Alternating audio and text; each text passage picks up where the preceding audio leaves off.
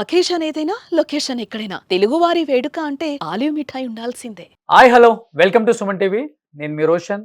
చూసాం ఆపరేషన్ సింధూర్ 1 ఎంత సక్సెస్ఫుల్గా జరిగిందో. బట్ ఆపరేషన్ సింధూర్ 2 చాలా బాగా జరుగుతున్న క్రమంలో ఒక్కసారిగా ఒక జవాన్ మృతి చెందటం నిజంగా మనందరినీ కలిచివేసింది అనుకోవచ్చు. అతను కూడా మన ఆంధ్రప్రదేశ్కు చెందిన ఒక వీర జవాన్, వీర మరణం పొందారు. చాలా చిన్న వయసులో మిలిటరీ మీద ఆశతో ఏదో చేద్దాము దేశానికి అని వెళ్ళి బోర్డర్లో గన్ పట్టుకున్న వ్యక్తి ఈరోజు అదే గన్తో కాల్చితే చనిపోవాల్సి వచ్చిన పరిస్థితి. నిజంగా జమ్మూ కాశ్మీర్ పాక్ రెండింటి మధ్య జరుగుతున్న దాడుల్లో అతను చనిపోవటం నిజంగా చాలా బాధాకరం. ఒక పక్కన చూస్తున్నాం, విజువల్స్ మీకు కనిపిస్తూనే ఉన్నాయి. పెనుకొండ నియోజకవర్గంలో సవిత గారు ప్రస్తుతం మినిస్టర్గా ఉన్నారు. జరిగిన వెంటనే హుటాహుటిన ఈ విషయం తెలుసుకున్న వెంటనే ఆమె అన్ని కార్యక్రమాలు కూడా వదిలేసుకొని ఆ కుటుంబానికి ఒక భరోసా ఇవ్వాలి, ఆ కుటుంబానికి ఒక పెద్ద కూతురులా నేను నిలబడాలి. ఎందుకంటే ఒకే ఒక్క కొడుకు అనమాట వాళ్ళకి. ఆ ఒక్క కొడుకుని మిలిటరీకి పంపించడం నిజంగా అమ్మ హ్యాట్సప్ వాళ్ళకి, వాళ్ళ తల్లిదండ్రులకి. అతను మిలిటరీకి పంపించి ఎవ్వరు పిల్లలు లేరు వాళ్ళకి, ఒకే ఒక్క అబ్బాయి. అది తెలుసుకున్న ఆమె ఆ ఇంటికి ఒక పెద్ద కూతురులాగా నేను వెళ్ళి వాళ్ళందరికీ ఈరోజు దగ్గరుండి ఓదార్చాలన్న ఒక ఉద్దేశంతో మంత్రిగా ఉన్నప్పుడు కూడా చూస్తూనే ఉన్నాము. ఆమె సొంత డబ్బులు కొన్ని కూడా ఆ కార్యక్రమాలకు ఏమవుతాయో, ఆ కుటుంబానికి ఆర్థికంగా ఎలాంటి ఇబ్బందులు లేకుండా నేను ఇస్తున్నానని చెప్పేసి కూడా కొన్ని విజువల్స్లో మనకు కనపడుతూనే ఉన్నాయి. మనం అక్కడి నుంచి లైవ్ చేస్తున్నాం, కానీ అక్కడ ఎక్కువ క్రౌడ్ ఉంటానా వాయిస్ కూడా వినపడదు. కాబట్టి ఫోన్ కాల్లో ఆమె ఏం మాట్లాడతారో చూద్దాం తర్వాత. బట్ నిజంగా సవిత గారు ఫస్ట్ ఆఫ్ ఆల్ హ్యాట్సప్ అండి మీకు. ఒక మంత్రిగా ఉండి నియోజకవర్గంలో ఒక విషయం జరిగిందని తెలుసుకోగానే, అది కూడా ఇప్పుడున్న పరిస్థితులలో మన ఆంధ్రప్రదేశ్కి చెందిన ఒక జవాన్ మృతి చెందటం నిజంగా చాలా బాధాకరం. ఇలాంటి ఒక న్యూస్ వింటామని మనం అనుకోలేదు. ఒక్కసారిగా ఒక హాఫ్ అన్ అవర్ బిఫోర్ ఈ న్యూస్ వినగానే చాలా బాధ అనిపించింది. మురళీ నాయక్ చాలా చిన్న వయసు, నాకు తెలిసి 25 నుంచి 30 సంవత్సరాలు ఉంటాయి. ఇంకా పెళ్లి కూడా అయ్యిందో అవ్వలేదో నాకు కూడా తెలియదు. డీటెయిల్స్, ఫ్యామిలీ డీటెయిల్స్ వాళ్ళతో మాట్లాడి తెలుసుకుందామని కాల్ చేస్తే తరుణంలో వాళ్ళతో మాట్లాడే అవకాశం కూడా లేదు. కాబట్టి ఆ నియోజకవర్గ ఎమ్మెల్యే, ఆ ఇంటి పెద్దగా ఈరోజు అక్కడికి వెళ్ళిన సవిత గారితో మాట్లాడే ఒక ప్రయత్నం అయితే చేద్దాం అనుకున్నాను నేను. నిజంగా సవిత గారు వాళ్ళకి ఈరోజు నిజంగా పెద్ద కూతురు కనిపించుంటుంది మీ రూపంలో వాళ్ళకి. ఒకసారి విజువల్స్ చూడండి, మీకు అర్థమవుతుంది ఆ కుటుంబం దగ్గర వాళ్ళు ఎంత బాధని దిగమింగుకొని మరీ నా కొడుకు ఈ ఇండియా కోసం, ఈ భారత్ కోసం బోర్డర్లో వాళ్ళతో ఫైట్ చేసి మరణం పొందారు అనే ఒక పక్క ఆనందము కనిపిస్తుంది కొంతమంది రిలేటివ్స్ ముఖంలో. అండ్ ఉన్న ఒకే ఒక కొడుకుని కోల్పోయిన బాధ ఆ తల్లిదండ్రులు అంటే ఫేస్ చూసినప్పుడు మనకు అర్థమైపోతుంది. వాళ్ళ బాధని ఎవరు కూడా తీర్చలేరు. అండ్ ఆంధ్రప్రదేశ్ ముఖ్యమంత్రి నారా చంద్రబాబు నాయుడు గారు కూడా కాల్ చేయడం జరిగింది. ఆ కుటుంబం పక్కన మేము నిలబడతాము, ఎటువంటి సహాయమైన మేము చేయడానికి సిద్ధంగా ఉన్నాము అని చెప్పేసి ఆయన కూడా ఒక భరోసాని ఇచ్చారు. ఇచ్చినప్పుడు కూడా ఒకే ఒక కొడుకు కాబట్టి ఎవరికైనా బాధ ఉంటుంది. అమ్మా, ఇలాంటి తల్లిదండ్రులు ఒక్కొక్క ఇంటికి ఒక్కళ్ళున్నా చాలు. అంటే మీలాంటి కొడుకులు, అంటే కొడుకుల్ని ఇలా మిలిటరీకి పంపించి బోర్డర్లో ఫైట్ చేయండి, మన భారత్ కోసం మీరు నిలబడండి అని చెప్పి పంపించారు. అనుకున్నాము అంటే ఆపరేషన్ చాలా సక్సెస్ఫుల్గా జరుగుతుంది, మన వాళ్ళు చాలా చాకరీచ్యంగా అన్ని రకాలుగా ఫైట్ చేస్తున్నారు, యుద్ధం చేస్తున్నారు, ఎటువంటి ప్రాణ నష్టం జరగదు, జరిగే అవకాశం కూడా లేదని చెప్పి కూడా మనకు వినపడుతుంది. కానీ ఒక్కసారిగా ఆంధ్రప్రదేశ్ సత్యసాయి జిల్లాకు సంబంధించిన కోరుట్ల మండలం ఒక తండాకు చెందిన మురళీ నాయక్ అనే ఒక యువకుడు కాల్పుల్లో చనిపోవడం జరిగింది. సో మీరు ఆ విజువల్స్లో చూస్తున్నారు. ఆంధ్రప్రదేశ్ ముఖ్యమంత్రి నారా చంద్రబాబు నాయుడు గారు కూడా ఆ కుటుంబంతో మాట్లాడుతున్నారు. విజువల్స్ చూస్తున్నాం. అండ్ సవిత గారు కూడా అక్కడే ఉన్నారు. నిజంగా సవిత గారు ఆ కుటుంబాన్ని ఓదార్చే తీరు చూస్తుంటే ఎక్కడ కూడా ఆమె మంత్రిగా ఈరోజు కనిపించలేదు మనకు. అక్కడ సాక్షాత్ ఆ ఇంటి పెద్ద బిడ్డల వాళ్ళ దగ్గర కూర్చొని వాళ్ళని ఓదార్చడం. ఎందుకంటే ఇప్పుడు మనం రాజకీయాలు చూడకూడదు, ముఖ్యంగా జరుగుతున్న యుద్ధం చూస్తుంటే ఏ కుటుంబంలో ఎలాంటి వార్త వినాల్సి వస్తుందో అన్న బాధ ప్రతి ఒక్కరికి ఉంది, ప్రతి ఇంటికి ఉంది. ఎందుకంటే బోర్డర్లో పనిచేసే ఆర్మీ జవాన్స్ చాలామంది మన ఆంధ్రప్రదేశ్ వాళ్ళు కూడా ఉన్నారు. కాబట్టి అందరూ కూడా దేవుడిని ప్రార్థిస్తూ ఉంటారు. మా కుటుంబంలో ఎటువంటి చెడు వార్త వినకుండా నువ్వే చూడాలి దేవుడా అని కోరుకుంటూ ఉంటారు అందరూ కూడా. ఎందుకంటే ఎంతోమంది ఆర్మీ యువకులు, ముఖ్యంగా చెప్పాలంటే 25-30 ఏజ్ పెళ్లి కాని యువకులు, కొత్తగా పెళ్ళైన యువకులు ఎంతోమంది బోర్డర్లో పనిచేస్తున్నారు. మన ఇండియాని కాపాడుతూ ఎప్పటికప్పుడు ఒక సైన్యంలో ఉన్నారు. నిజంగా ఈ న్యూస్ విన్న తర్వాత కూడా చాలామంది ఇదే కోరుకుంటారు, మా కుటుంబంలో ఎటువంటి చెడు వార్త వినకూడదు, మా అందు నిలబడి దేవుడా ఈ యుద్ధంలో మా భర్తలకి మా కొడుకులకి ఏం అవ్వకుండా చూడండి అని కోరుకునే వాళ్ళు ఎక్కువ ఉంటారు. డెఫినెట్గా మనం కూడా అదే కోరుకుందాం. ఎలాంటి బ్యాడ్ న్యూస్ వినకూడదు, ఎవరి మరణ వార్త వినకూడదు, అందరూ క్షేమంగా ఉండాలి, యుద్ధం మంచిగా జరగాలి అండ్ భారత్ గెలవాలని కోరుకుంటుంది మొత్తం కూడా. అండ్ ఒక పక్కన చూస్తున్నాం విజువల్స్ అండ్ చాలా బాధ అనిపిస్తుంది ఆ కుటుంబాన్ని చూస్తుంటే. వాళ్ళ అమ్మగారు అనుకుంటా. అక్టోబర్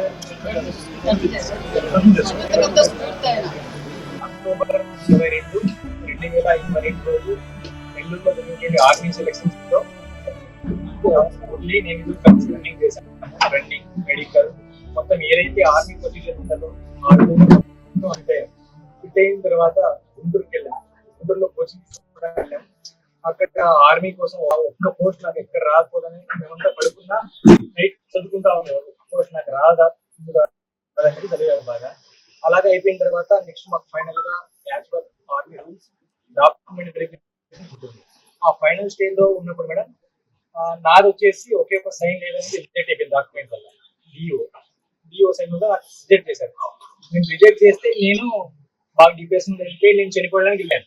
నేను చనిపోవడానికి రైల్వే ట్రాక్ మీద వెళ్ళిపోయి ఉంటే వాళ్ళు ఎవరు చెప్పేసారు, ఫ్రెండ్స్ ఇలా ఫ్రెండ్ అలా పోతుంది. నాకు వచ్చి మా ఇంటికి వచ్చి మా మమ్మీ డాడీ ఇలా ధైర్యం చెప్పేసి అలా పోయాడు. అలాంటి వాడిని ఈరోజు నేను ధైర్యవంతుడు. ఈరోజు మళ్ళీ వాణి మోటివేషన్ తో నువ్వు చేయగలరా, నువ్వు చేయగలవురా వాణి మోటివేషన్ తో నేను లాస్ట్ 13 days బ్యాక్ మాట్లాడాను. నేను ఇప్పుడు రీసెంట్ గా అస్సాం రైఫిల్స్ సెలెక్షన్ అయ్యాను. అక్కడ అస్సాంకి వెళ్ళి నిన్న మార్నింగ్ వచ్చాను మేడం. అబ్బాయికి నేను ఇన్ఫార్మ్ చేశాను ఇలా వెళ్తున్నానంటే ఓకే మంచిగా ఆల్వేషన్ చెప్పాను. అలా మాది లాస్ట్ చివరి మాట వాడితో. తన మిలిటరీకి వెళ్ళారో చెప్తున్నారు. అట్ ది సేమ్ టైం తను వెళ్ళారని తిని కూడా వెళ్ళారని చెప్తున్నారు. ముందు వాటితో పాటు నేనే ఉన్నాను కాబట్టి ఆ బాధ అంటే వాడు ఎలా పడింది చాలా ఇష్టం. ఆ యూనిఫామ్ ఒక్కరోజు ఆ యూనిఫామ్ వేసుకొని నేను చనిపోదామని అన్నాడు నాతో.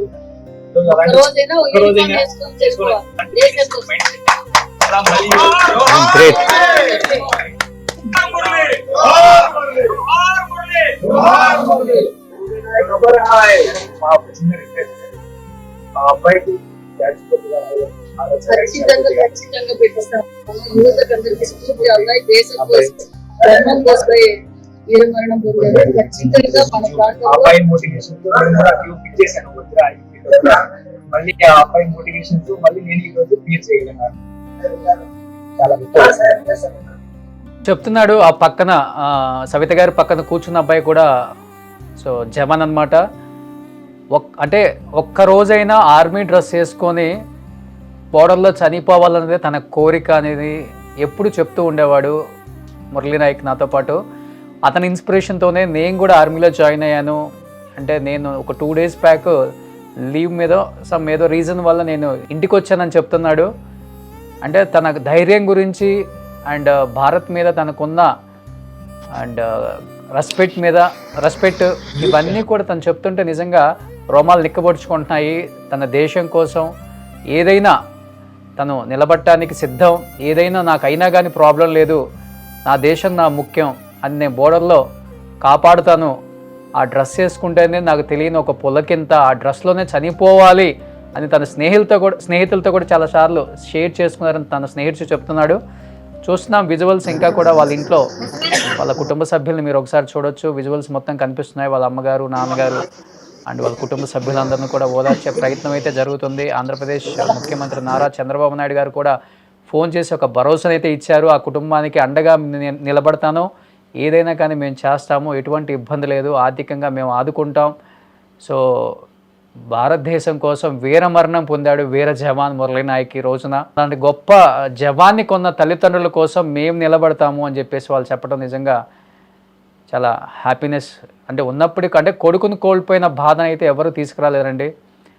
ఒకే ఒక కొడుకు, అంటే చాలా మారుమూల తండ నాయక్ ఈరోజు దేశం కోసం తన ప్రాణాలు అర్పించడం నిజంగా చెప్పాలంటే భారత్ గొప్పతనం, మన జవాన్ల గొప్పతనం.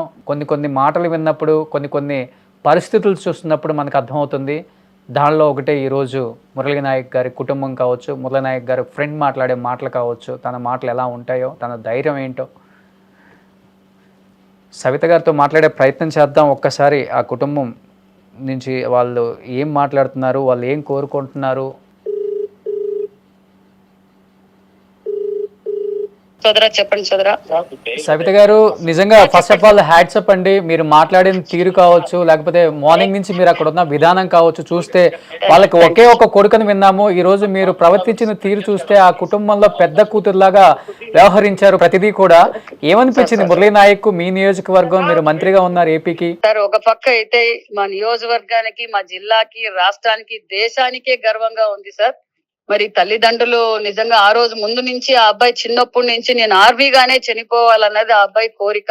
మరి దేశం కోసం ప్రాణాలు త్యాగం చేసిన గొప్ప వీరుడు మురళీ నాయక్. మరి యువత కావచ్చు, మనం అందరూ ఆ అబ్బాయికి స్ఫూర్తిగా ఉండాలి. మరి వారి తల్లిదండ్రులకు ఎల్లవేళలా మేము ఆ కుటుంబానికి అండగా ఉంటాం.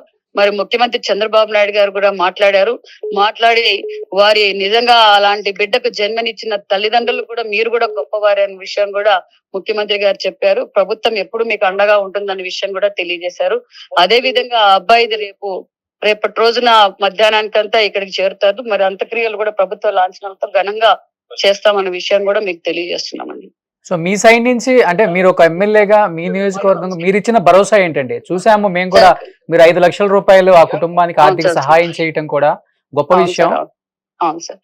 సార్ వేళలా ఏ సమయమైనా ఆ కుటుంబానికి మేము అండగా ఉంటాం సార్. దేశం కోసం ప్రాణాలు వదిలిన కుటుంబము ఖచ్చితంగా మా నియోజకవర్గం నాయకులు కావచ్చు, మేము కావచ్చు, ఎప్పుడైనా ఆ కుటుంబానికి మేము అండగా ఉంటామని భరోసా ఉంటామని కూడా తెలియజేస్తున్నాం సార్.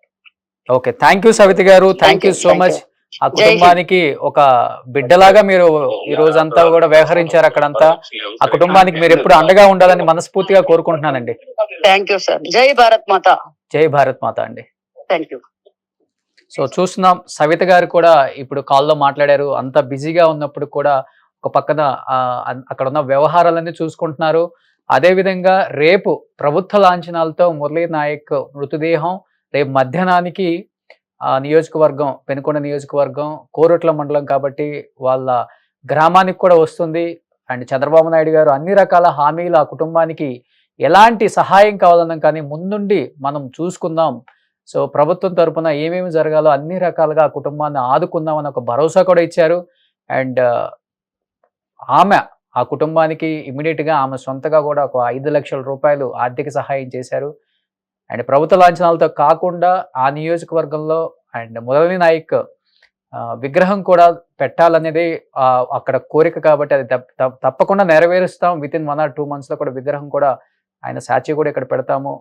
వీరమరణం పొందిన వీర జవాన్ మురళీ నాయక్ అని చెప్పుకుంటూ ఆమె నిజంగా చాలా బాధపడుతున్నారు. కాబట్టి నిజంగా యావత్ భారతదేశం అంతా కూడా ఎదురు చూస్తుంది. ఈ యుద్ధంలో భారత్ పై చేయి చూపించాలి. ఎటువంటి ప్రాణ నష్టం జరగకుండా మనమేంటో, మన దగ్గర ఉన్న